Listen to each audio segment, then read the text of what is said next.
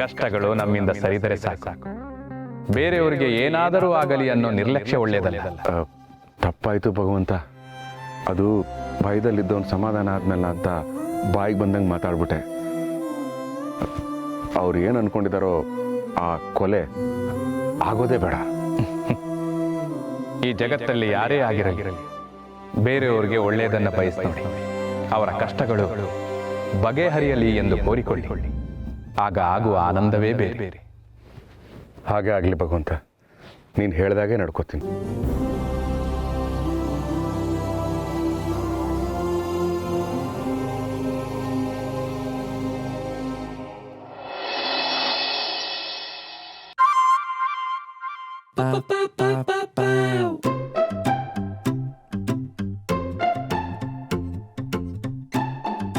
ರೀ ಇದಿಲ್ರಿ. ಏನಾದ್ಗಿರಿ?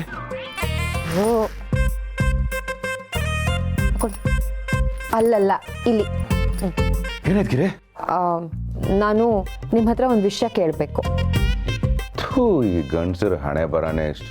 ಮಲಗಿರ್ಲಿ ಎದ್ದಿರ್ಲಿ ಯಾವಾಗಲೂ ಬೇರೆಯವ್ರ ವಿಷಯ ಕೇಳೋದೇ ಆಗೋದು. ನಮ್ಮ ವಿಷಯ ಕೇಳೋ ಹಾಗೆ ಯಾವಾಗ ಮಾಡ್ತೀಯ ಭಗವಂತ? ಅಯ್ಯೋ, ಅವ್ನು ಯಾವಾಗ ಮಾಡಬೇಕೋ ಅವಾಗ ಮಾಡ್ತಾನೆ. ಈಗ ನೀವು ಹೇಳಿ, ನಿಮಗೆ ನೆನಪಿದ್ಯಾ? ಹೇಗಿರಿ, ಮಧ್ಯರಾತ್ರಿಯಲ್ಲಿ ಮಲಗಿದ್ದವನ್ನ ಎಬ್ಸಿ ನೆನಪಿದ್ಯಾ ಅಂತ ಕೇಳಿದ್ರೆ ನಾನು ಏನು ಅಂತ ಹೇಳಲಿ? ಇಂಥ ವಿಷಯ ಅಂತ ಹೇಳು, ನೆನಪಿದ್ಯಾ ಇಲ್ವಾ ಅಂತ ಹೇಳ್ತೀನಿ. ನಿಮಗೆ ನನ್ನ ಬರ್ಡೇ ನೆನಪಿದ್ಯಾ? ಹಾಂ, ನೀನು ಈಗಿನ ಕಾಲದವ್ರ ಥರ ಬರ್ಡೇ ಅನ್ನೋಕ್ಕೆ ಶುರು ಮಾಡಿದ್ಯಾ? ಅಚ್ಚ ಕನ್ನಡದಲ್ಲಿ ಹುಟ್ಟು ಹಬ್ಬ ಅಂತ ಹೇಳಬಾರ್ದ? ಕೇಳಕ್ಕೆ ಎಷ್ಟು ಚೆನ್ನಾಗಿರುತ್ತೆ. ಅಯ್ಯೋ ಆಯಿತು, ನಿಮಗೆ ನನ್ನ ಹುಟ್ಟಿದ ಹಬ್ಬ ನೆನಪಿದ್ಯಾ? ಖಂಡಿತ ನೆನಪಿದೆ ಗಿರಿ. ಅದನ್ನು ಹೇಗೆ ಮರೆಯೋಕ್ಕೆ ಸಾಧ್ಯ? ಗಂಡಸಾಗಿ ಹುಟ್ಟಿದ ಮೇಲೆ ಕೆಲವೊಂದು ದಿನಗಳನ್ನ ಖಂಡಿತವಾಗ್ಲೂ ನೆನಪಿಟ್ಕೊಳ್ಳೇಬೇಕು. ಅದರಲ್ಲಿ ಮುಖ್ಯವಾದ್ದು ಹೆಂಡತಿ ಹುಟ್ಟಿದ ಹಬ್ಬ, ಹೆಂಡತಿ ಅವರ ಅಪ್ಪ ಅಮ್ಮ ಹುಟ್ಟಿದ ಹಬ್ಬ, ಹೆಂಡತಿ ಅವರ ಅಪ್ಪ ಅಮ್ಮ ಮದುವೆಯಾಗಿದ್ದ ದಿನ, ಅವರ ಮನೇಲಿ ಏನಾದರೂ ನಾಯಿ ಸಾಕಿದ್ರೆ ಆ ನಾಯಿ ಹುಟ್ಟಿದ ಹಬ್ಬ, ನರಿ ಚೇಳು ತಿಗಣೆ ಏನೇ ಸಾಕೊಂಡಿದ್ರು ಅದೆಲ್ಲದರ ಹುಟ್ಟಿದ ಹಬ್ಬನ ನೆನ್ಪಿಟ್ಕೋಬೇಕು. ಗಂಡಸಿನ ಕ್ಯಾಲೆಂಡ್ರಲ್ಲಿ ಇಷ್ಟಕ್ಕೆ ಬಿಟ್ಟರೆ ಭಾನುವಾರಕ್ಕೂ ಜಾಗ ಇಲ್ಲ. ನಿಜವಾಗ್ಲೂ ಹೇಳ್ತಿದ್ದೀರ ತಾನೇ? ಸುಳ್ಳು ಹೇಳ್ಬಾರ್ದು. ಅಯ್ಯೋ ಗಿರಿ, ನಾನು ಯಾಕೆ ಸುಳ್ಳು ಹೇಳಲಿ? ನಿಜವಾಗ್ಲೂ ನೆನಪಿದೆ. ಸರಿ, ನೋಡೋಣ. ನೆನ್ನೆ ಟಿ ವಿಲಿ ತೋರಿಸ್ತಿದ್ರು, ಗಂಡ ಅವನ ಹೆಂಡತಿ ಬರ್ಡೇನ ಮರ್ತ ಅಂತ. ಹೆಂಡತಿ ಏನು ಮಾಡಿದಾಳೆ ಗೊತ್ತಾ? ಗೊತ್ತು ಗಿರಿ, ಗೊತ್ತು. ಪಾಪ ಆ ಪುಣ್ಯಾತ್ಮ ಅವಳನ್ನು ಕಟ್ಕೊಳಕ್ಕೆ ಅದು ಏನು ಪಾಪ ಮಾಡಿದ್ನೋ ಏನೋ. ಬರ್ತಡೇ ನೆನಪಿಲ್ಲ ಅಂತ ಅವಳು ಬರ್ತಡೇ ದಿನ ಅವನು ಡೆತ್ ಡೇ ಮಾಡಿ ಊರವರೆಲ್ಲ ನೆನ್ಪಿಟ್ಕೊಳ್ಳೋ ಹಾಗೆ ಮಾಡಿಬಿಟ್ಟಿದ್ದಾಳೆ. ಇದು ಎಂಥ ಅನ್ಯಾಯ ಅಲ್ವಾ ರೀ? ಹೆಂಡತಿ ಬರ್ಡೇನ ಮರೆಯೋದು ನ್ಯಾಯನ ಹಾಗಿದ್ರೆ? ಹೆಂಡತಿ ಬರ್ಡೇ ಮರೆಯೋ ಗಂಡ ಕಸ ಬೇರೆ ಮಾಡಿಲ್ಲ ಅಂದಾಗ ಹಾಕೋ ದಂಡ, ಇದೆರಡನ್ನು ಹೆಂಗಸರು ಯಾವತ್ತೂ ಕ್ಷಮಿಸಲ್ಲ, ನೆನಪಿರ್ಲಿ. ಯಾವತ್ತೋ ಬರೋ ಬರ್ತಡೇಗೆ ಇವತ್ತು ಯಾಕೆ ನನಗೆ ಹಾವಳಿ ಕೊಡ್ತಾ ಇದೆಯಾ? ಅಲ್ಲ, ನಿನ್ನ ಬರ್ತಡೇನ ನಾನು ಯಾವತ್ತಾದರೂ ಮರ್ತಿದ್ದೀನ? ಕೇಕ್ ತರಕ್ಕೆ ಕಾಸಿಲ್ಲ ಅಂದ್ರು ಬನ್ನು ಗುಲ್ಕಲ್ ಮೇಲೆ ಮೊಂಬತ್ತಿ ಹಚ್ಚಿ ಕಟ್ ಮಾಡಿಸಿಲ್ವ? ಯಾಕ್ರಿ ಹೇಳ್ತೀರಾ? ಈ ದೊಡ್ಡ ಕರಳು ಸಣ್ಣ ಕರಳು ಎರಡು ಮಾತ್ರ ಇಟ್ಕೊಳ್ಳಿ, ಈ ಹೆಂಗರುಳ್ಳ ಕಿತ್ತು ಬಿಸಾಕ್ಬಿಡಿ. ನೀವು ನಮ್ಮ ಆ್ಯನಿವರ್ಸರಿನೇ ಮರ್ತಿದ್ರಲ್ವಾ, ಅದಕ್ಕೆ ಬರ್ಡೇ ನೆನಪಿದ್ಯಾ ಅಂತ ಕೇಳಿದ್ನಪ್ಪ. ನೋಡ್ರಿ, ಆ್ಯನಿವರ್ಸರಿ ಮರ್ತಿದ್ದಕ್ಕೆ ಚಂಡಿ ಅವತಾರ ತಾಳಿದ್ದೆ. ಬರ್ತ್ಡೇ ಏನಾದರೂ ಮರ್ತ್ರೆ ಚಾಮುಂಡಿ ಹೋಗ್ಬಿಡ್ತೀನಿ. ಮಲ್ಕೊಳ್ಳಿ.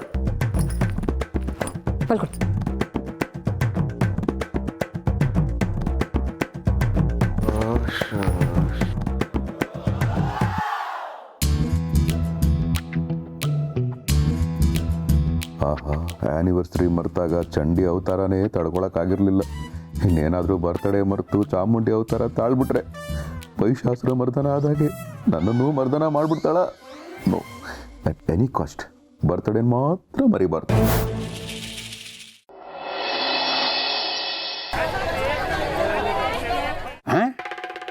ಮಡದಿಯ ಹುಟ್ಟಿದ ದಿನ ವಿಶ್ ಮಾಡಲಿಲ್ಲವೆಂದು ಗಂಡನಿಗೆ ವಿಷವುಣಿಸಿದ ಪತ್ನಿ, ಸ್ಥಳದಲ್ಲೇ ಗಂಡ ಡಮರ್. ಕೇಳಿಸ್ಕೊಂಡೇನ ಶಿವು? ಇಲ್ಲೇ ನಿಂತಿದ್ದೀನಿ, ಕೇಳಿಸ್ತು. ಊರಿಗೆಲ್ಲ ಕೇಳಿಸೋ ಥರ ಓದ್ಬಿಟ್ಟು ಕೇಳಿಸ್ತೇನೋ ಶಿವು ಅಂತೆ. ತಾತ ಬರ್ತಡೇಗೆ ವಿಶ್ ಮಾಡ್ಲಿಲ್ಲ ಅಂದ್ರೂ ಸಾಯಿಸ್ತಾರಾ? ಏ ಸ್ಕಂದ, ಅದ್ಯಾವುದೋ ಫೇಕ್ ನ್ಯೂಸ್ ಇರಬೇಕು. ಹಾಗೆಲ್ಲ ಯಾರೋ ಮಾಡ್ತಾರೆ. ಯಾಕೆ ಮಾಡಲ್ಲ ಪ್ರಾಣಿ? ನಾನು ನಿನ್ನೆ ಒಂದು ನ್ಯೂಸ್ ನೋಡಿದೆ. ಗಂಡ ಸರಿಯಾಗಿ ನೋಡ್ಕೋತಾ ಇಲ್ಲ ಅಂತ ಹೆಂಡತಿ ಅವ್ನ ಮೂಗಿಗೆ ಗುದ್ಬಿಟ್ಟಿದ್ದಾಳೆ. ಆಮೇಲೆ ಇನ್ನೇನು ರಕ್ತ ಸುರಿದು ಆ ಗಂಡ ಸತ್ತೇ ಹೋಗ್ಬಿಟ್ಟಿದ್ದಾನೆ. ಆಹಾ, ಎಂಥ ಕೆಟ್ಟ ಹೆಂಗಸುಗಿರಿ ಅವಳು. ಕೆಟ್ಟ ಹೆಂಗ್ಸ್ ಹೇಗಾಗ್ತಾಳೋ? ಮಿಸ್ ಆಗಿ ಏಟು ಬಿದ್ದಿರ್ಬೋದು. ಅವಳೇನು ಗಂಡನ ಸಾಯಿಸ್ಬೇಕು ಅಂತ ಏನು ಹೊಡಿಲಿಲ್ವಲ್ಲ. ಒಟ್ಟಿನಲ್ಲಿ ಅವನ ಆಯಸ್ಸು ಮೂಗಿನಲ್ಲಿತ್ತು. ಕರೆಕ್ಟಾಗಿ ಹೇಳಿದ್ರಿ ಮಾವ. ಸಾಯಿಸ್ಲೇಬೇಕು ಅಂತಿದ್ರೆ ಮೂಗಿಗೆ ಯಾಕೆ ಗುದ್ಬೇಕಾಗಿತ್ತು? ಊಟದಲ್ಲಿ ವಿಷ ಹಾಕಿದ್ರು ಸತ್ತೋಗಿರೋರು. ಅಮ್ಮ, ನಾನಾಗಿದ್ದಿದ್ರೆ ಸ್ಪೈಡರ್ ಮ್ಯಾನ್ ತರ ವೆಬ್ನ ಬಿಟ್ಟು ಎಳ್ದು ಹೊಡಿತಿದ್ದೆ. ಬಾಯಿ ಮುಚ್ಕೊಂಡು ಕೆಲಸ ನೋಡು. ವೆಬ್ ಬಿಟ್ಟು ಬಿಟ್ಟು ಹೊಡಿತಾನಂತೆ. ಆಮೇಲೆ ಟೀಚರು ನಿನ್ನ ಎಳೆದು ಹೊಡಿತಾರೆ. ಅಲ್ಲಪ್ಪ, ಬೆಳಗ್ಗೆ ಒಳ್ಳೆ ನ್ಯೂಸ್ ಓದು ಅಂದರೆ ಕೊಲೆ, ದರೋಡೆ, ಆಕ್ಸಿಡೆಂಟು, ಬರೀ ಇಂಥ ನೆಗೆಟಿವ್ ವಿಚಾರಗಳನ್ನೇ ಓದ್ತೀಯಲ್ಲಪ್ಪ. ನ್ಯೂಸಲ್ಲಿ ಇರೋದೇ ಆದ ಕಣೆಯ. ಕೇಳಿಲಿ, ಈಗಿನ ಕಾಲದಲ್ಲಿ ಒಳ್ಳೆಯದಕ್ಕೆ ಆಗಲಿ ಸೌಮ್ಯತನಕ್ಕೆ ಆಗಲಿ ಬೆಲೆ ಇಲ್ಲ. ವಡಿ ಬಡಿ ಕಡಿ ಇದಕ್ಕೆ ಬೆಲೆನಪ್ಪ. ಅಯ್ಯೋ, ಯಾರೋ ಹೆಂಡತಿ ಅವ್ರ ಗಂಡಂಗೆ ಹೊಡೆದ್ರೆ ನಮ್ಗೆ ಏನಾಗಬೇಕು? ನಮ್ಮ ಜಗತ್ತು ಚೆನ್ನಾಗಿದ್ಯಾ ಅಷ್ಟು ಸಾಕು. ಊರು ಸಬ್ರಿ ಕಟ್ಕೊಂಡು ನಮ್ಗೇನಾಗಬೇಕು? ಕರೆಕ್ಟ್. ಕೊಡು, ಆಫೀಸ್ಗೆ ಲೇಟ್ ಆಗ್ತಾ ಇದೆ. ನೋಡಪ್ಪ, ನೀನು ಆಫೀಸ್ಗೆ ಹೋದ್ರೂ ಹೆಲ್ಮೆಟ್ ತೆಗಿಬೇಡ. ಯಾಕೆ? ಯಾಕೆಂದ್ರೆ ನಿಮ್ಮ ಡೀಲಿಂಗ್ ರಾಜನಿಗೆ ಕೋಪ ಜಾಸ್ತಿ. ನಿನ್ನ ಮೂಗಿಗೆ ಗುದ್ದು ಬಿಟ್ಟಾನು. ಯಾಕಪ್ಪ ಹಿಂಗೆ ಹೇಳ್ತೀಯಾ? ಇದು ಮೂಗೆಚ್ಚರಿಕೆ. ಅದು ಸರಿ. ಮೊದಲೇ ಅವ್ರ ಮೂಗುದ್ದ, ಮೂಗಿನ ತುದಿಲೇ ಇರುತ್ತೆ ಕೋಪ. ಬರ್ತೀನಿ. ಹುಷಾರು ರೀ. ಆಯ್ತು, ಬಾಯ್. ಸ್ಥಿರ ಸ್ವತ್ತಿನ ಬಹಿರಂಗ ಹರಾಜು ಪ್ರಕಟಣೆ. ಶಿವಪ್ಪನೆ, ಎಲ್ಲಾರು ಮಂಕಿಗಳೇ ಮಂಕಿ ಕ್ಯಾಪ್ಗಳನ್ನ ಹಾಕಿ ನೋಡಿದೇನಪ್ಪ. ಎಲ್ಲಿ? ಇಲ್ಲಿ. ಏಯ್, ಹೌದು, ನಾನು ಅಬ್ಸರ್ವೇ ಮಾಡಲಿಲ್ಲ. ಏನು ಬಸ್ಗೆ ಮಂಕಿ ಕ್ಯಾಪ್ ಎಲ್ಲ ಹಾಕೊಂಡು? ಅದು ಶಿವು, ಚಳಿಗಾಲ ಅಲ್ವಾ, ಅದಕ್ಕೆ ಪ್ರಿಕಾಷನ್. ಏಯ್, very good. I like this health conscious. Mehta ಕಂಪ್ನಿಯವ್ರು ಕೊಟೇಶನ್ ಕಳಿಸಿದ್ರಲ್ಲ, ಅದೊಂಚೂರು ಕಳಿಸಿ. ಅದನ್ನ ನಾನು ಮಾರ್ಗಿ ಮೇಡಮ್ ಕಳಿಸಿದ್ದೀನಿ ಮೇಡಮ್. ಅದೇನು ನೋಡಿ. ಶಿವ್ ಸರ್, ಅದನ್ನ ನಾನು ಆಲ್ರೆಡಿ ಮೇಲ್ ಮಾಡಾಯ್ತು. ಈಗ ಬಾಕಿ ಇರೋದು ಹರ್ಷ ಕಂಪ್ನಿದ್ ಮಾತ್ರ. ಅದನ್ನು ಬಾಸ್ಕಿನ ತಾನೇ ಮಾಡಬೇಕು.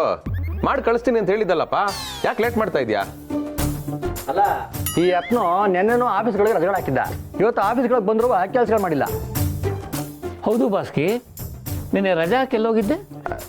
ಸರ್, ಅದು ಹೆಂಡ್ತಿನ ಕರ್ಕೊಂಡು ಔಟಿಂಗ್ ಹೋಗಿದ್ದೆ ಸರ್.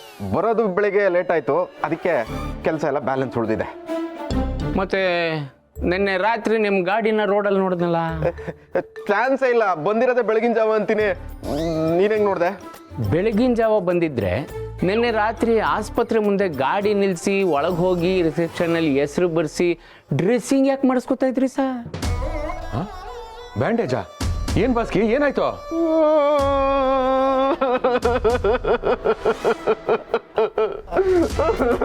ಅಯ್ಯೋ ಬಾಸ್ಕಿ ಅವರೇ, ಸಾಕು ನಿಲ್ಸಿ. ಏನಾಯ್ತಂತ ಹೇಳಿ. ನಿಮ್ಮ ಹೆಂಡತಿ ಆರಾಮ್ ತಾನೆ?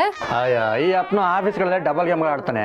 ಇನ್ನು ಮನೆಗಳಲ್ಲೇ ಏನು ಕಿತಾಪತಿಗಳು ಮಾಡ್ಕೊಂಡು ಅವನ ಹೆಂಡತಿಗಳು ಎಷ್ಟು ಹಾವಳಿಗಳು ಕೊಟ್ಟವನ ಏನೋ. ಚೇಚೆ, ಈಗಿನ ಕಾಲದ ಗಂಡು ಮಕ್ಳಿಗೆ ಹೆಂಡತಿನ ಹೇಗೆ ನೋಡ್ಕೋಬೇಕು ಅಂತಲೇ ಗೊತ್ತಾಗಲ್ಲ. ಸಾಕು ನಿಲ್ಸ್ರೆ, ನನ್ನ ಹೆಂಡ್ತಿಗೆ ಏನಾಗಿಲ್ಲ, ಆಗಿರೋದೆಲ್ಲ ನನಗೆ. ನಿನಗ ಏನಾಯ್ತು ಬಸ್ಗೆ?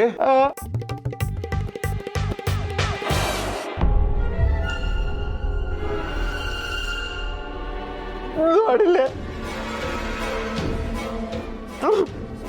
ಹೇ ಬಾಸ್ಗೆ, ಏನಿದು ಬ್ಯಾಂಡೇಜು? ಎಲ್ಲಾದ್ರೂ ಬಿದ್ಯಾ? ಬೀಳಲಿಲ್ಲ, ಬಿತ್ತು. ನನ್ನ ಹೆಂಡ್ತಿ ಹೊರಗೆ ಕರ್ಕೊಂಡೋಗಿ ಅಂದ್ಲು. ನಾನು ಆಗಲ್ಲ ಅಂದೆ.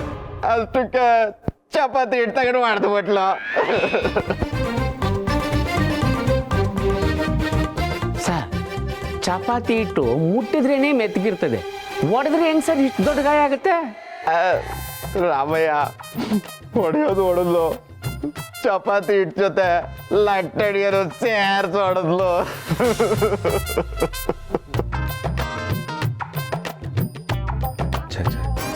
ಎಂಥ ಅನ್ಯಾಯ ಆಗೋಯ್ತು ಭಾಸ್ಕರ್. ಇವನ್ಗೆ ಆಗ್ಬೇಕಂತ ಬಿಡು ಶಿವಪ್ಪನೆ. ಊರುಗಳಿಗೆಲ್ಲ ಆಡ್ಕೊತಿರ್ತಾನೆ. ಹಾಗಂತ ಹೀಗೆ ಹೊಡೆಯೋದ? ನೋಡು ಬಾಸ್ಕಿ, ಹೆಂಡ್ತಿರ್ನ ಕಂಟ್ರೋಲಲ್ಲಿ ಇಟ್ಕೊಳ್ಳೋದು ಒಂದು ಕಲೆ. ಕಂಟ್ರೋಲಲ್ಲಿ ಇಟ್ಕೊಳ್ಳೋದು ಅಂದರೆ ಅವ್ರ ಜೀವನನ ನಿಯಂತ್ರಿಸೋದಲ್ಲ. ನಾವು ಅವ್ರಿಗೆ ಎಷ್ಟು ಪ್ರೀತಿ ಕೊಡ್ತೀವೋ ಅವರು ನಮಗಷ್ಟೇ ಪ್ರೀತಿ ಕೊಡ್ತಾರೆ. ಅದೇ ನನ್ನನ್ನು ನೋಡು, ನಾನು ಗಿರಿನಗರಕ್ಕೂ ಕರ್ಕೊಂಡು ಹೋಗಿಲ್ಲ. ಒಂದು ಸೀರೆ ಕೊಡಿಸಿಲ್ಲ, ಒಡವೆ ಕೊಡಿಸಿಲ್ಲ, ಪಾನಿಪೂರಿ ಕೂಡ ಕೊಡಿಸಿಲ್ಲ. ಆದರೂ ಪ್ರೀತಿ ಉಕ್ಕಿ ಹರಿಯುತ್ತೆ. ಅದಕ್ಕೆ ಕಾರಣ ನಾನು ತೋರಿಸೋ ಪ್ರೀತಿ, ನಾನು ತೋರಿಸೋ ಕಾಳಜಿ, ನಾನು ಇಟ್ಕೊಂಡಿರೋ ಸ್ನೇಹ. ಹೆಂಗಸರಿಗೆ ಹಣ, ಒಡವೆ, ಆಸ್ತಿ ಏನೂ ಬೇಕಾಗಿಲ್ಲ. ಅಪ್ಪಟ ಪ್ರೀತಿ ಇದ್ರೆ ಸಾಕು, ಅವರು ಜೀವನ ಎಲ್ಲ ಕೊಟ್ಬಿಡ್ತಾರೆ. ಹೌದು ಶಿವ್, ಅದಕ್ಕೆ ನಿನ್ನ ಹೆಂಡತಿ ನಿನ್ನನ್ನು ದೇವತೆ ಥರ ಕಾಯ್ತಾ ಇರೋದು. ನಿಜ ಸರ್, ನನ್ನ ಗಿರಿ ದೇವತೆಗಿಂತ ಹೆಚ್ಚು. ನಾನು ಅವಳನ್ನ ತುಂಬ ಪ್ರೀತಿಸ್ತೀನಿ. ಅವಳು ಅಷ್ಟೇ ನನ್ನನ್ನು ಅಷ್ಟೇ ಪ್ರೀತಿಸ್ತಾಳೆ. I am very lucky. ಆಯ್ತಾಯ್ತು, ಬಿಲ್ಡಪ್ ಕೊಟ್ಟಿದ್ದು ಸಾಕು, ಕೆಲಸ ಶುರು ಹಚ್ಕೋ. Take care.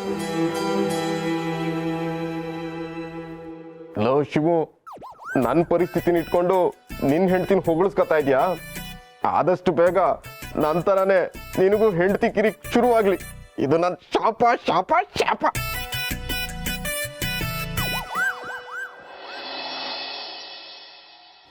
ನನಗೇನಾದರೂ ದುಡ್ಡು ಬಂದರೆ ಫಸ್ಟ್ ಈ ಗಾಡಿನ ಬಿಸಾಕಿ ಹೊಸ ಗಾಡಿ ಕೊಂಡ್ಕೋತೀನಿ ಅಂತ ಬಾಯಿ ಮಾತು ಕೇಳಿದೆ. ಅದನ್ನು ನನ್ನ ಗಾಡಿ ಮನ್ಸಿಗೆ ತಗೊಂಡು ಕೈ ಕೊಟ್ಬಿಡ್ತು. ನನ್ನ ಕೈ ಗಾಡಿ ಕೊಡೋದಕ್ಕೆ ಗ್ಯಾರೇಜ್ ಒಂದು 2 ದಿವಸ ಆಗುತ್ತೆ ಅಂತ ಹೇಳ್ದ. ನೋಡು, ನಾನು ಹೇಳೋದನ್ನ ಒಂದೇ ಒಂದು ಸಲ ಕೇಳು. ಓ, ನೆನ್ನೆ ಕೇಳಿಸಿದ ಭಾಷೆ. ಪಾಪ ಯಾರೋ ಶಿವನ ಎತ್ಬಿಡೋಣ ಅಂತ ಮಾತಾಡ್ಕೋತಾ ಇದ್ರು. ಅವನ್ನ ಸಾಯಿಸ್ಬಿಟ್ರೋ ಏನು? ಛೀ, ನರಹಂತಕರು. ಪೊಲೀಸ್ ಕಂಪ್ಲೇಂಟ್ ಕೊಡೋಣ ಅಂದರೆ ನನ್ನ ಮಾತಲ್ಲಿರೋ ಮೀಟ್ರು ಹಾರ್ಟಲ್ಲಿಲ್ಲ. ನನ್ನ ಹೆಂಡತಿ ಮಕ್ಕಳೇ ನೆನಪಾಗ್ತಾರೆ. ನೋಡು ಬೇಬಿ, ಇಷ್ಟು ದಿನ ನೀನು ಯಾವ ಪ್ರಯತ್ನನೂ ಪಟ್ಟಿಲ್ಲ, ಅದಕ್ಕೆ ಶಿವಪ್ರಸಾದ್ ಸತ್ತಿಲ್ಲ. ಒಬ್ಬ ಗಂಡಸನ್ನ ಕೊಲ್ಲೋದು ತುಂಬ ಅಂದರೆ ತುಂಬಾ ಸುಲಭ. ಅವನಿಗೆ ಕೊಡೋ ಟೀ, ಊಟ, ಶರ್ಬತ್ತು, ಜ್ಯೂಸು, ಕೇಸರಿ ಬಾತು ಯಾವುದರಲ್ಲೋ ಒಂದರಲ್ಲಿ ವಿಷ ಹಾಕ್ಬೋದು. ಅಷ್ಟೇ ಯಾಕೆ, ಮಲಗಿರುವಾಗ ದಿಂಬು ಹೊತ್ತಿ ಸಾಯಿಸ್ಬೋದು.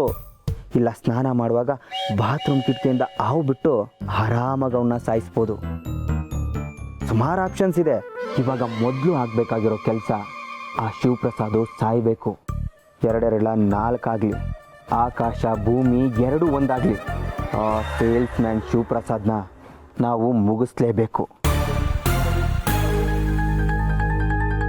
ಸೇಲ್ಸ್ಮನ್ ಶಿವಪ್ರಸಾದ ಅಂದರೆ ನಾನೇ? ಭಗವಂತ, ನಿನ್ನೆ ಶಿವು ಅಂದರೆ ನೀನೊಬ್ಬನ ಪ್ರಪಂಚದಲ್ಲಿ ಅಂತ ಹೇಳಿದೆ. ಇವತ್ತು ನೋಡು, ಅವರು ಸ್ಪೆಸಿಫಿಕ್ ಆಗಿ ಸೇಲ್ಸ್ಮನ್ ಶಿವಪ್ರಸಾದ್ ಅಂತಾನೆ ಹೇಳ್ತಿದ್ದಾರೆ. ಅಲ್ಲ, ಕೊಲೆ ಆಗೋ ರೇಂಜ್ಗೆ ಜೀವನದಲ್ಲಿ ಬೆಳೆದ್ಬಿಟ್ಟ ನಾನು? ಚಾನ್ಸೇ ಇಲ್ಲ. ಆದರೂ ಯಾಕೆ ಇವರು ನನ್ನನ್ನೇ ಕೊಲೆ ಮಾಡಬೇಕು ಅಂತ ಗುರಿ ಇಟ್ಕೊಂಡಿದ್ದಾರೆ ನನಗಂತೂ ಗೊತ್ತಾಗ್ತಾ ಇಲ್ಲ. ಹೌದು ಚಿನ್ನ, ನಂಗಂತೂ ಆ ಶಿವಪ್ರಸಾದಿಂದ ಸಾಕಾಗಿ ಹೋಗಿದೆ. ಅವನ ಮುಖ ನೋಡಿದ್ರೆ ಹಿಂಸೆ ಅನ್ಸುತ್ತೆ. ಮೊದಲು ಅವನ್ನ ಮುಗಿಸಿ ಆಮೇಲೆ ನಿನ್ ಮುಂದೆ ಬರ್ತೀನಿ.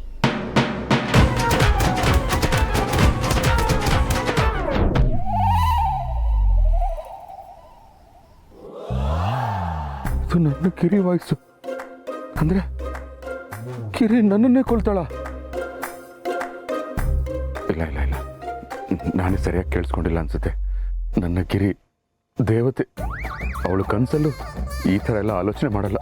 ಒಂದು ಪಕ್ಷ ಬೇರೆ ಯಾರಾದರೂ ಈ ಥರ ಕೆಲಸ ಮಾಡ್ತಾರೆ ಅಂದರೆ ನಾನು ಒಪ್ಪಿಡ್ತೀನಿ. ಆದರೆ ಗಿರಿ ನೋವೇ, ಚಾನ್ಸೇ ಇಲ್ಲ, ಚಾನ್ಸೇ ಇಲ್ಲ.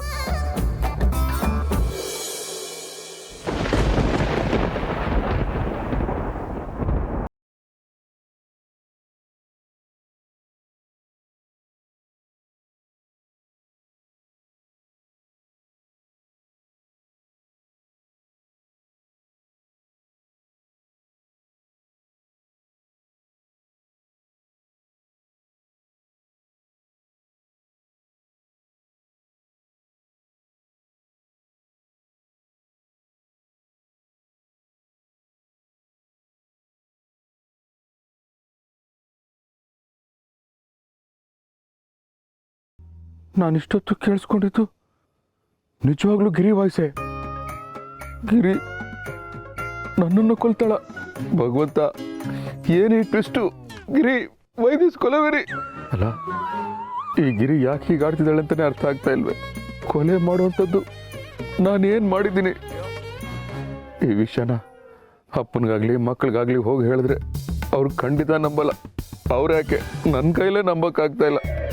ಹಾಗಂತ ಸುಮ್ಮನಿದ್ಬಿಡ್ಲ, ಬೈದಲ್ಲೇ ಸತ್ತೋಗ್ಬಿಡ್ತೀನಿ. ಯಾರಿಗಾದ್ರೂ ಈ ವಿಷಯ ಹೇಳಿ ಕ್ಲಾರಿಟಿ ತಗೋಬೇಕು.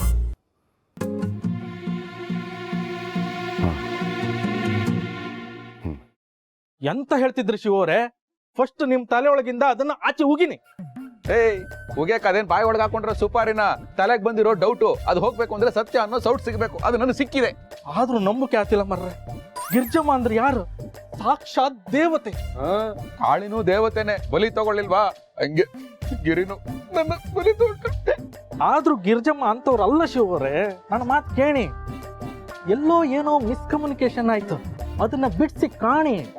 ನಾನ್ ನಂದಿ ಬೆಟ್ಟದಲ್ಲಿರೋ ಕೋತಿ ಬಂದವ್ರು ಕೂದ್ಲು ಕೆದ್ರಿ ಏನ್ ಬಿಡ್ಸಕ್ಕೆ ರೀ? ನನ್ ಬೈದಲ್ಲಿ ನಾವಿದ್ರೆ ನೀವ್ ಒಳ್ಳೆ ಅಲ್ಲ ರೀ. ನೀವು ಪೊಲೀಸು ಅಂತ ನಿಮ್ಮ ಹತ್ರ ಐಡಿಯಾ ಕೇಳಿದ್ರೆ ಏನೇನೋ ಹೇಳ್ತಿರಲ್ರಿ. ಶಿವರೇ, ಹೆದರ್ಕಣ್ಬೇಕು. ಗಂಡ ಹೆಂಡತಿ ಸಂಬಂಧ ಅಂದ್ರೆ ಎಂತ? It's A relationship between husband and wife. It should be like fish and water, not like fish and fisherman. ಅದ್ ನನಗ್ ಗೊತ್ತು. ಮುಂದೆ ಕೇಳಿ ಸ್ವಾಮಿ. ನಾನು ಅದನ್ನೇ ಹೇಳಕ್ ಬಂದೆ ಮರ್ರೆ. ಆದ್ರೆ ನೀವೇ ಹೇಳಿಬಿಟ್ರಿ.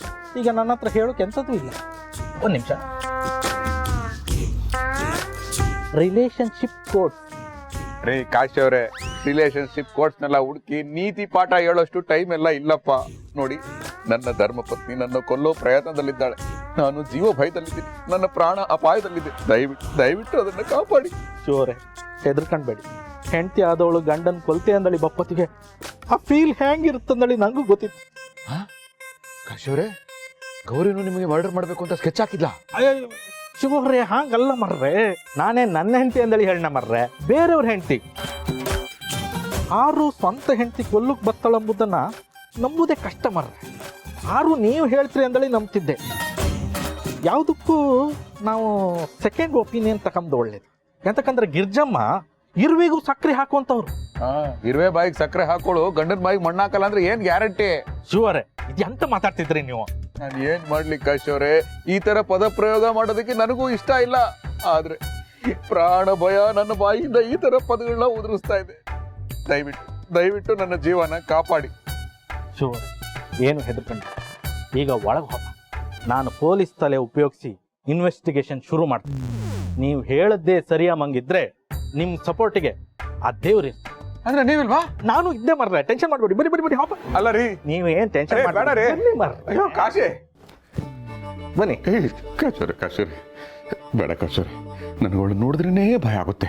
ಹೆದರ್ಕೊಂಡ್ಬೇಡಿ ಮರ್ರೆ, ನಾನು ಇದ್ನಲ್ಲ. ನನ್ನ ತಿಥಿಲ. ಎಂತ ಶಿವರೇ ಹಿಂಗೆ ಮಾತಾಡ್ತಿದ್ರಿ? ಹಾಂಗೆ ಒಂದ್ ವೇಳೆ ನಿಮ್ಗೆ ಡೌಟ್ ಇತ್ತು ಅಂದ್ರೆ ಹೇಳಿ. ನಿಮ್ಮ ಚಟ್ಟ ಕಟ್ಟುವುದರಿಂದ ಹಿಡಿದು ನಿಮ್ಮನ್ನ ಮಣ್ಣು ಮಾಡುವವರೆಗೂ ಎಲ್ಲ ನಾನೇ ಕಣ್ಕಂತೆ. ಥ್ಯಾಂಕ್ ಯು ಸೋ ಮಚ್ ಕಾಶರಿ. ಸಾರಿ,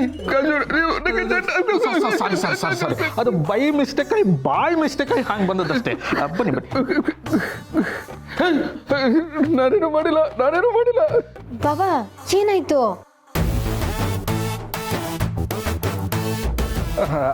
ಅದು ಸ್ಟೇಷನಲ್ಲಿ ಕಳ್ಳರು ಹ್ಯಾಂಗ್ ಬಿಹೇವ್ ಮಾಡ್ತಾರೋ ತೋರಿಸಿ ಕಾಂಬಂದಲ್ಲಿ ಹೇಳ್ತಾ ಇದ್ದಿದ್ದೆ.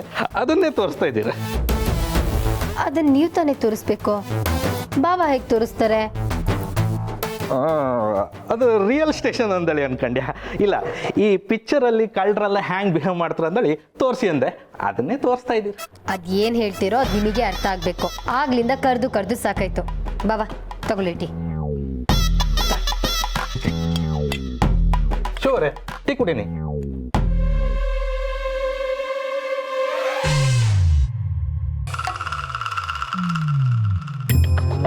ಏನಾಯ್ತು ಗಿರಿ? ಈ ಟೀ ನನಗೆ ಕುಡಿಬೇಡಿ. ಗಿರ್ಜಮ್ಮ, ಎಂತಾಯ್ತು? ಇವ್ರಿಗೋಸ್ಕರ ಅಂತ ಅಂಗಡಿಯಿಂದ ಸ್ಪೆಷಲ್ ಆಗಿ ಟೀ ಪುಡಿ ತಂದಿದ್ದೀನಿ. ಅದರಲ್ಲೇ ಟೀ ಮಾಡ್ಕೊಡ್ತೀನಿ. ಅಯ್ಯೋ ಗಿರಿ, ಆಲ್ರೆಡಿ ಇದೆಯಲ್ಲ ಸ್ಪೆಷಲ್ ಆಗಿ ಇನ್ನೊಂದು ಟೀ ಯಾಕೆ? ಅಯ್ಯೋ, ಹೇಳಿದ್ನಲ್ಲ ಸ್ಪೆಷಲ್ ಅಂತ. ನೀವು ಒಳ್ಳೆ ಕುಡೀಲಿ. ಗೌರಿ, ಈ ಟೀನ ನೀನೇ ಕುಡಿ. ನಿಮಗೋಸ್ಕರ ಸ್ಪೆಷಲ್ ಆಗಿ ಟೀ ಮಾಡಿ 2 ಸ್ಪೂನ್ ಎಕ್ಸ್ಟ್ರಾನೇ ಹಾಕೊಂಡ್ಬರ್ತೀನಿ. ಗಿರ್ಜಮ್ಮ, ಅದು 2 ಸ್ಪೂನ್ ಎಕ್ಸ್ಟ್ರಾ ಹಾಕ್ತೀರಿ ಅಂದ್ರಲ್ಲ, ಅದೆಂತ? ಅಯ್ಯ, ಸಕ್ಕರೆ. ಇನ್ನೇನು ವಿಷನ ಹಾಕಕ್ಕಾಗತ್ತೆ? ತಂದೆ ಇರು. ಗೊತ್ತಾಯ್ತಾ ಇವಾಗ್ಲಾದ್ರು? ಇನ್ನೊಂದ್ಸರಿ ಬೇಕಾದ್ರೆ ಕನ್ಫರ್ಮ್ ಮಾಡ್ಕೊಳ್ಳೋಣ. ಗಿರಿ, ಒಂದು ಪ್ರಶ್ನೆ. ಹಾ, ಕೇಳಿ. ಹೆಣ್ಣಿಗೆ ಕೋಪ ಬಂದ್ರೆ ಏನ್ ಮಾಡ್ತಾಳೆ? ಅಂದ್ರೆ ಒಂದು ಹೆಣ್ಣಿಗೆ ಜಾಸ್ತಿ ಕೋಪ ಬಂದ್ರೆ ಯಾವ ಹಂತದವರೆಗೂ ಹೋಗ್ಬೋದು? ಎಂಥ ಪ್ರಶ್ನೆ ಕೇಳಿದ್ರಿ. ಕೋಪ ಅನ್ನೋದು ಹುಟ್ಟಿದ್ದೆ ಹೆಣ್ಣಿನ ಹೊಟ್ಟೆಲಿ. ಗಿರಿ, ಹೆಣ್ಮಕ್ಳಿಗೆ ಯಾಕೆ ಅಷ್ಟೊಂದು ಕೋಪ? ರೀ, ಕಾಳಿ, ದುರ್ಗೆ, ಚೌಡಿ ಇವ್ರಿಗೆಲ್ಲರಿಗೂ ಕೋಪನೇ ಆಭರಣ. ಈ ಪುರುಷ ಪ್ರಧಾನ ಸಮಾಜದಲ್ಲಿ ಹೆಣ್ಣಿನ ಮೇಲೆ ಆಗ್ತಿರೋ ದೌರ್ಜನ್ಯನ, ಅನ್ಯಾಯನ, ಶೋಷಣೆನ ತಡೆಯೋದಕ್ಕೆ ಹೆಣ್ಣು ಕಾಳಿಯಾಗೋ, ದುರ್ಗಿಯಾಗೋ, ಚೌಡಿಯಾಗೋ ಅವತಾರ ಎತ್ತಿ ಬರ್ತಾಳೆ.